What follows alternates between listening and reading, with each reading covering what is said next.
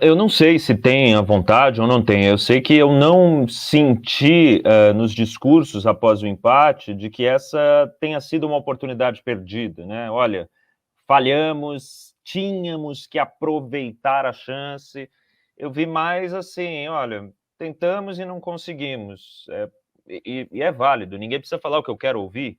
Eu só digo que a minha percepção, até vendo a coletiva do treinador, a reação dos repórteres do dia a dia, até as matérias, né, subsequentes ao resultado, são de que é isso aí mesmo, não tem como, o Corinthians não tem nenhuma chance de título, então não é para falar sobre isso, é meio que um assunto proibido, mas a tabela mostra que é possível, e os jogadores mostram que é possível, e o treinador foi contratado para que fosse possível. Se fosse realmente para o Corinthians ficar só ali no G4, G6, de repente o Corinthians iria por outra montagem de elenco, ou escolheria outro treinador, né? Não estou dizendo que é obrigação ganhar o título. Quem me conhece sabe, eu não falo nunca essa palavra, ou muito raramente eu falo essa palavra. Mas lutar pelo título, uma vez que você tem a possibilidade de encurtar a distância para o seu arquirrival para 5 pontos, eu acho que sim. Os 6 pontos, quanto que ficaria se o Corinthians tivesse Seis ganhado? pontos. Seis, Seis né? pontos. Perfeito. 6, desculpa, falei errado. Então, encurtar para 6 não é uma chance perdida? Eu acho.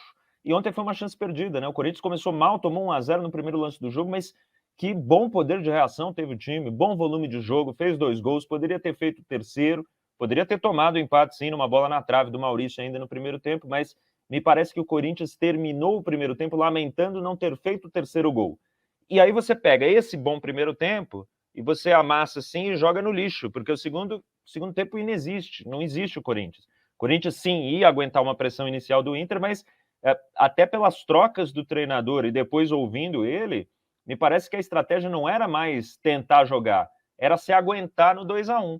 E você sabe que muitas e muitas vezes quem para de jogar, quem desiste do jogo muito cedo, acaba sendo punido. E me parece que foi o caso. O Inter fez o segundo gol, poderia ter feito o terceiro. O Corinthians, sim, teve uma grande chance com o Yuri Alberto, mas foi aos 39 do segundo tempo, na única finalização do Corinthians no tempo complementar. Aí a gente termina o jogo, não sei se você vai colocar o Vitor Pereira, daqui a pouco eu falo então sobre ele, mas eu queria trazer aí do Azar sobre o gol do Inter, porque o Vitor Pereira em si, depois a gente pode falar um pouquinho mais, ele reclamou o seguinte, olha, falei para os jogadores, né, porque o Vitor ele está sempre fora das análises. Percebam isso. O Vitor nunca se coloca nas análises, ele está fora.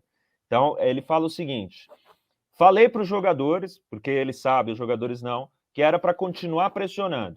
Deu 10 minutos, não estávamos mais conseguindo, fomos empurrados para trás. O que eu fiz? Troquei os jogadores. E aí tirou o Fagner por questão física e entrou o Rafael Ramos, e depois saiu o Rafael Ramos também por físico e entrou o Bruno Mendes. Eu não entro nesse detalhe, mas eu falo das trocas no meio de campo. Aí saem Ramiro e Juliano, porque ele entendeu que não estavam pressionando bem, entram Cantilho e Rony. E aí, na cabeça do Vitor, na explicação de ontem, não tem como o Corinthians continuar apertando com esses jogadores. Eu digo que sim, que Cantilho e Rony deveriam até ter pressionado melhor do que Juliano e Ramiro, mas isso não aconteceu. E além de não acontecer, esses espaços que o Corinthians deixa quando marca em bloco baixo. Quem acompanha essas nossas lives aqui durante o ano já me viu falar sobre isso, que há um espaço entre zagueiros e meio-campistas, que muitas vezes os zagueiros correm para trás e os meio-campistas não acompanham. Ou os zagueiros deveriam correr para frente para fazer junto, comprimir o espaço junto com os meio-campistas. E aí está nítido que o Corinthians continua errando nisso.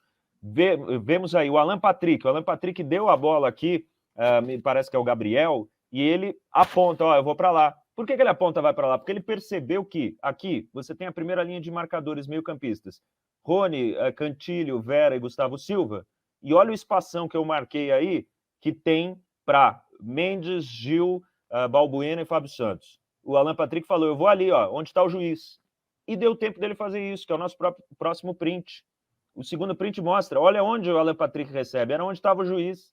E um passe no meio de 2 jogadores, encontrou o Alan Patrick nesse grande espaço, no entrelinhas, né, que a turma chama, e com possibilidade de carregar um pouquinho mais. E foi justamente o que aconteceu, porque, de novo, os zagueiros corintianos não foram para frente, foram para trás, e aí o Alan Patrick fez um bonito gol. Então, veja, eu quis colocar esses prints também, porque não é simplesmente, olha, como eu tirei o Juliano e o Ramiro, não tinha o que fazer, a gente estava destinado a perder o jogo, que foi a explicação que deu, Vitor Pereira. De forma alguma, de forma alguma. Esse tipo de erro é tático, não é individual. O que o Corinthians não fez com a bola é tático, porque você coloca o Cantillo e o Rony, você também pode ter bola para que o adversário não tenha. Então, se a gente quiser entrar nesse debate, a gente consegue. Mas o que a gente tem visto no Corinthians é que, até pelos jornalistas em volta gostarem muito do Vitor, não há questionamento. Não tem como ganhar do Inter no segundo tempo, tendo só o Vital, o Rony e o Cantillo. Ponto. Aí os jornalistas falam assim, é verdade, você tem razão, Vitor. Eu discordo. E eu quero que...